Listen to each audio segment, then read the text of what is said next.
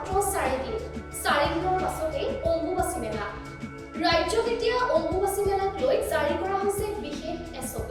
চাওঁ আহক আমাৰ এক বিশেষ প্ৰতিবেদন।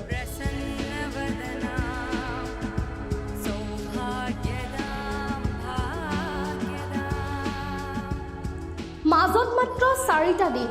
4 দিনৰ পিছতেই আৰম্ভ হ'ব অম্বুবাচী। কামাখ্যা মন্দিৰ দৰ্শনৰ বাবে আহি গ'ল SOP।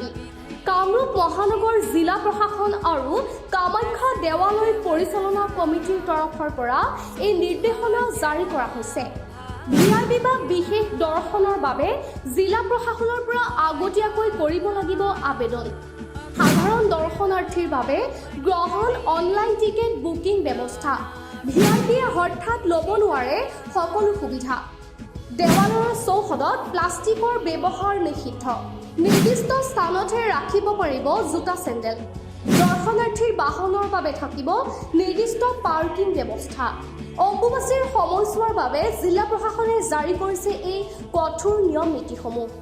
News desk report, news 7 Assam daily.